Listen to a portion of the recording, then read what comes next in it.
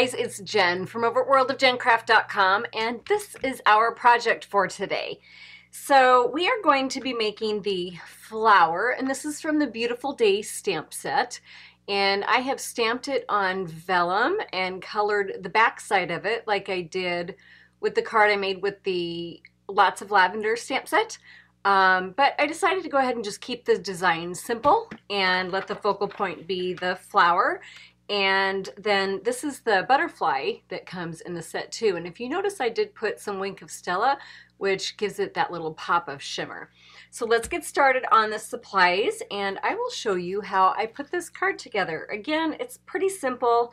I keep coming back to this particular design in cards, especially for images like this where I think that I want that to be my focal point. So the Pool Party Shimmer Ribbon, again, I know I've used that another time in one of my latest projects. Versamark and Basic Black Archival ink for our embossing today. Of course, the Beautiful Day stamp set. And the Brick Wall embossing folder. Now, I don't know if you can see that. There it is. There's that dimension. So I just used it on the backing piece of where my flower is. I did not put it on the rest of the card, but I did like the extra dimension that that gave. And for this particular technique, I am using the Stampin' Write markers.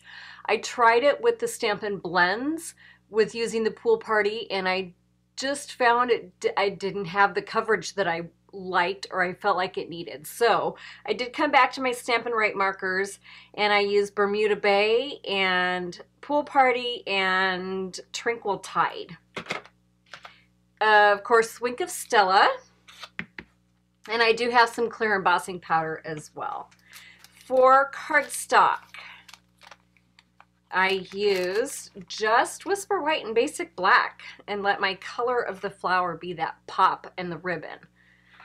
So 4 1/4 by 11 scored at 5 1/2, a 3 5/8 by 4 7/8, and then a 2 7/8 inch square. Basic Black is 3 3/4 by 5 and a 3-inch scalloped square. And then this is about a 3 1/2 by 3 1/2 piece of vellum that we're going to stamp our flower out on.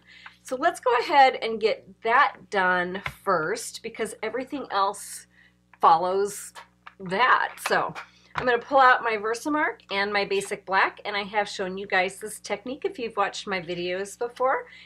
And all I'm going to do is, because I don't have any black embossing powder, so I'm going to ink up my stamp really good in this Versamark pad. You just want to kind of flip the stamp over just to make sure that you have that nice coverage on there. So that looks good to me. Now I'm going to go ahead and I'm just going to tap on my ink from the stamp pad instead of, twisting it, because I'm afraid if I twist it that my Versamark will get all smeary and I'll lose some of it. So then I'm just going to go ahead and stamp down on here, and I just want to make sure that everything gets transferred okay. And the Versamark and the ink on here, I don't tend to get much in the way of it sliding. Like if I were to use my Basic Black pad directly on there, it slides a little bit more and can blur your image. So I'm trying to find my embossing powder here. My embossing powder is a little bit contaminated with some white embossing powder. So when I go to emboss this, you might see little flecks of white in there. Somehow or another it got on there, probably within the same table space or something from me not picking up after myself. So I'm going to go ahead and just stick this back into my jar. And then I'm going to just take my heat tool to this and emboss it. So when you are done with this, you're going to want to make sure that you kind of hold it up to the light just to make sure that you have all of that embossed. And mine is. Isn't that really pretty? So the next thing that we're going to do is I'm going to go ahead and just color on the back. And I'm using my Pool Party marker, my Stampin' Right. And the great thing about this is you really don't have to stay with any particular lines because we're going to be cutting out around the edge of the flower, and underneath of those black lines nobody really sees it, so you don't have to be too particular with keeping this within the lines. The one thing I noticed the first time I colored over this, it does dry pretty quickly. And I decided to go back over it, and I found that if you go over it a second time, it actually starts to darken. So if you wanted to, and I'll show you in my butterfly card here in a minute, but if you wanted to, you could even take parts of these petals and go over them with the darker, you know, just maybe just pick certain petals to go over it again and have it dark. So I don't know if you notice that, that's getting a little bit darker when I color in there. So we could just take maybe just a few of these and color that in a little bit darker, and it will show up on the other side. So maybe I'll just do this one a little bit different from my last one.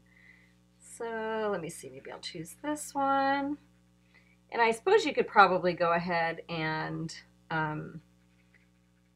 do it, you know, have even more shading. So let's see if you can tell a difference. You really can't right now because there's not that white background. But I suppose when I hold it up there, then you can kind of see some of the darker petals in there. And if you wanted to make it even darker, you certainly could, because you can go back over it again. But I think I'm good for now. So let's go ahead, and I'm going to just cut this out just with my scissors. And this image doesn't take too long at all to cut. And I did forget to color in my leaf. So that's just going to get colored in with the Tranquil Tide. It's such a pretty color. This is the 2000, oh, is it 2008? It's 2017, 2018, so in color, that's what it is. And you know what? I did color in this center with the Bermuda Bay. That's why I had this out here. Okay, so now that's done. I'm going to go ahead and cut this, but I'm going to fast forward through it so you guys don't have to sit and watch me cut. So if you will notice, I did leave I tried to cut in to where the embossed edge was, just so I didn't have any of the vellum on the outside of it. So you'll see I just kind of left a small little outline after the fact. Let's grab out our Big Shot, and I am going to emboss our square quick. So let me put this stuff aside and bring this into the screen. And I'm using just my regular pad that came with the Big Shot.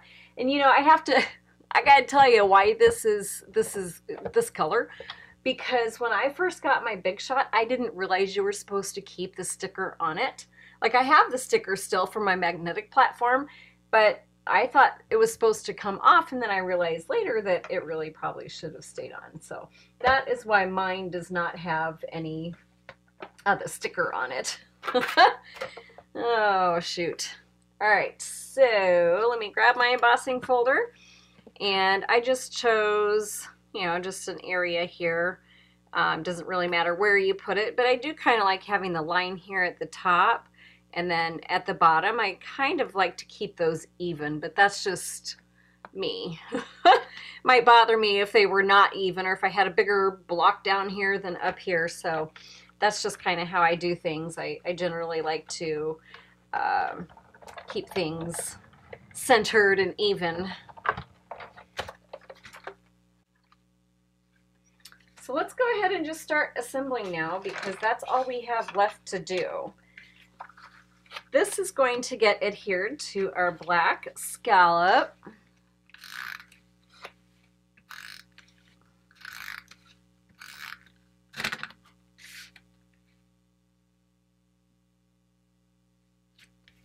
And then our scalloped piece is going to get some dimensionals on the back. And I'm kind of weird about, again, having things even. I just like to make sure that all of my bases are covered. So generally on a square like this, I like to put 5 because I feel like having that one in the center gives it just a little bit more stability so it doesn't cave in. And that is just going to get put onto here, but I think I'm going to assemble this onto here before we put that on it.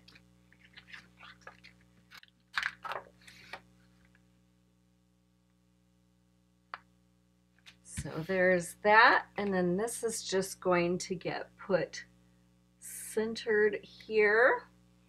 And this is where we're going to go ahead and put our ribbon on. So I'm just going to run my adhesive on here because this is going to go onto my card base anyways. And then I'm just going to, ooh, my square got a little crooked on that one. Probably should have taken a little more time with that. And especially this angle that I sit at, you know, for my video. Sometimes if I get my card too far out in front of me, I can't see if it's exactly centered. So I may have to pull that up after the video and fix it because that will bother me if I don't. So that's just going to go onto our Whisper White card base. And hopefully this one is a little more centered than that square on there. And I found with this, I could actually put a dimensional in the very center because it's a darker center. So I'm just going to put 1 on here. And my flowers just kind of naturally curves up a little bit. So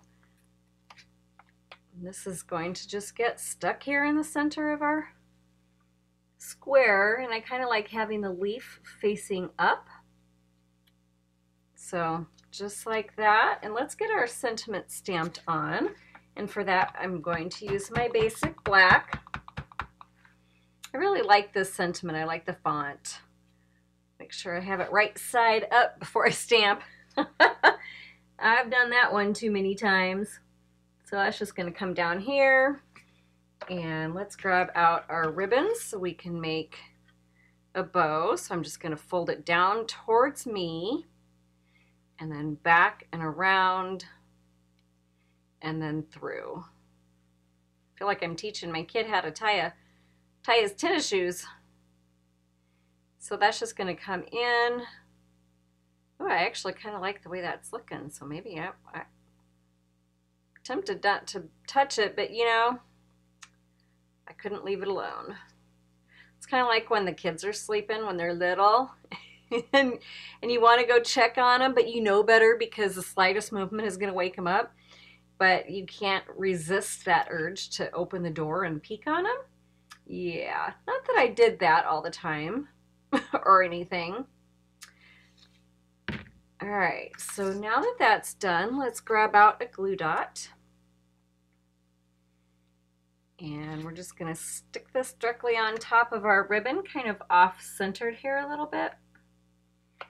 And then again, I like to put another glue dot just directly under that and that ribbon, so then everything just stays in place. So there's that. And the last thing that we have to do is our wink of Stella. So I don't know, can you see? Oh yeah, you can. So look at that. So you can see where I colored in those darker areas. Let me bring this one up because I'll show you the difference between the two. So this one I did not go back and color over. I colored the whole entire image, but I didn't go back and color over just the specific petals. But on this one you can see where I went back and colored over this petal. So I kind of like this version better. So then I'm just going to go ahead and our wink of Stella is just going to get brushed into each of these petals and the leaf. I really enjoyed playing around with this stamp set. I think it's just elegant and you can use it for so many different occasions. You don't have to use the sentiments that come in the stamp set itself, but I do love the sentiments. In fact, I have used them alone as well on other cards, so just a really pretty overall versatile stamp set to have in your collection. All right, I think I got all of the petals. I just think that is, oh wait, nope. Sometimes I'll actually hold it up so the light hits it just right, and then I can see exactly where I have been and where I need to go on my, so right now this angle is perfect because I can see exactly what I have done, and I see that I have missed this one as well. All right, I believe that should be all, and I just think that is absolutely beautiful. So again, super simple, but a lot of times I think less is more, and that's just me personally. I feel like my style kind of lends to that concept. I love detailed cards. I think they are just, and those of you guys who can make super detailed cards and create scenes and do all sorts of layering, oh my goodness, my hat is off to you guys, because I can't do that. My brain doesn't see that, so I stick to the more simple ones because, you know, that's just what I see, and that is the beauty. And what I love so much about card making and paper crafting is everybody has their own style. And if you are new to this whole thing and you're like, I don't really know what my style is, you'll find it, because you'll find that you gravitate towards the things that catch your eye. And if that's more complicated or more simple, or I'm very whimsical and I love bright colors. So that's just what I tend to do. So it's kind of just been this fun process, and I go back and I look at cards that I've done 5, 8, 10 years ago, and they're all pretty similar. I have changed some things over the years, but anyways, that was kind of a ramble. Thank you guys so much for hanging out with me and watching my video and sending me encouraging words. I really do enjoy it, and I'm so thrilled to have you guys along with me on this journey. If you like what you see, please subscribe to my channel. That would be awesome. And if you also would like to have printable, downloadable instructions for this card, or their dimensions, it's not instructions, but the dimensions that I used, go over to my website, worldofgencraft.com, and you can click on a link and a PDF will pop up for you to be able to use on your own. Oh, and then, okay, so this is totally off subject, but I have had so many of you guys, well, it's not off subject, but I've had so many of you guys show me your creations that you have made with my projects. Oh my gosh, it just makes my heart so happy to see those, and I absolutely love to see your take on it, because you can take this card and some of you guys recreate it exactly as it is, or you use whatever you have in your stash. It's been so much fun for me to see. So if you haven't already, World of Gen Craft is my Facebook group. It's a private group. And if you'd like to pop over to Facebook, if you're on it, and join that group and then share your creations, I would absolutely love to see them. So that's it. Goodbye. Have a wonderful day, and I will catch you on my next tutorial.